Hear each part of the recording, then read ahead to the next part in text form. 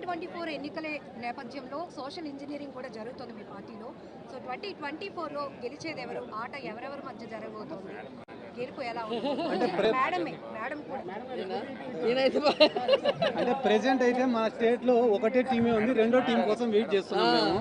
ఒకే ప్రశ్న రెండు ఆన్సర్లు ఎక్స్పెక్ట్ చేస్తున్నాం, చెప్పారు కదా.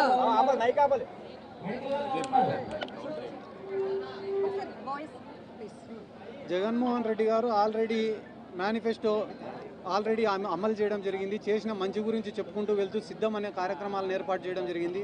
మీరు చెప్పినట్టునే సోషల్ ఇంజనీరింగ్లో భాగంగా కులాల ప్రాతిపదికన ఎక్కడైతే వెనుకబాటుతనం ఎక్కువ ఉందో అక్కడ ఆ సామాజిక వర్గం సంబంధించిన వాళ్ళకి అధికారం ఇవ్వాలనే ఉద్దేశంతో అభ్యర్థులను కూడా ఎంపిక చేయడం జరిగింది. కానీ మేము అన్ని రకాలుగా సిద్ధంగా ఉన్నాం. కానీ తెలుగుదేశం వాళ్ళు కావచ్చు, పవన్ కళ్యాణ్ కావచ్చు, బీజేపీ వాళ్ళు కావచ్చు, అదేదో సినిమాలో చెప్పినట్టు ఇది నీకు, ఇది నాకు, ఇది నీకు అని పంచుకునే కార్యక్రమంలోనే ఉన్నారు తప్ప వాళ్ళకి ఇంకొక క్లారిటీ లేదు. నాకు తెలిసిన అంచనా ప్రకారం వాళ్ళు పూర్తి స్థాయిలో సిద్ధమయ్యే టైంకి ఎలక్షన్ అయిపోతుంది.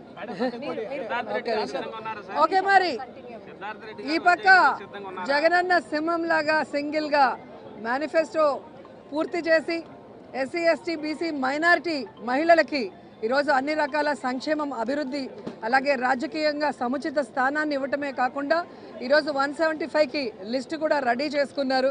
కానీ ఆ పక్క ఆడేదానికి ఇంకా ఆటగాళ్ళు సిద్ధంగా లేరు కాబట్టి ఇక్కడ వార్ వన్ సైడు, అది జగనన్నే.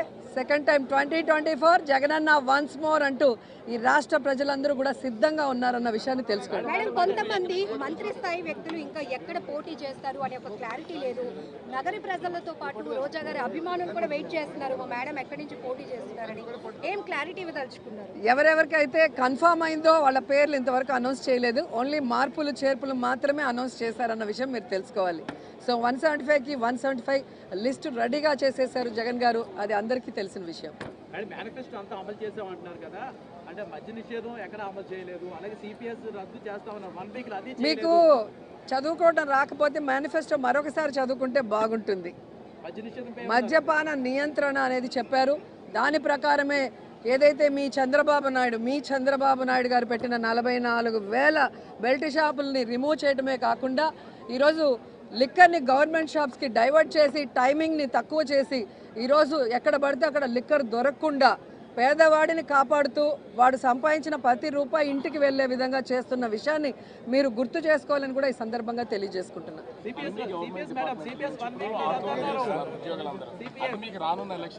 అవి తెలుగుదేశం పార్టీ యూనియన్స్ ఉన్న వాళ్ళు వాంటెడ్గా చేయిస్తున్నది. ఆ చేయిస్తున్న వాళ్ళ దగ్గరికి మీరు వెళ్ళి గుండెల మీద చేతులు వేసుకొని జగన్మోహన్ రెడ్డి గారు ఇచ్చినది మీకు అన్నీ కూడా సక్రమంగా చేశారా లేదా, గత ప్రభుత్వాలు మీకు మాట ఇచ్చి చేశాయా లేదా అనేది మీరు తెలుసుకుంటే మీకే అర్థమవుతుంది. ఒక ప్రభుత్వంలో అధికారం వచ్చాక ఒకసారే చేస్తారు, సంవత్సరం చేయరు కదా, అది మీరు కూడా తెలుసుకోవాలి.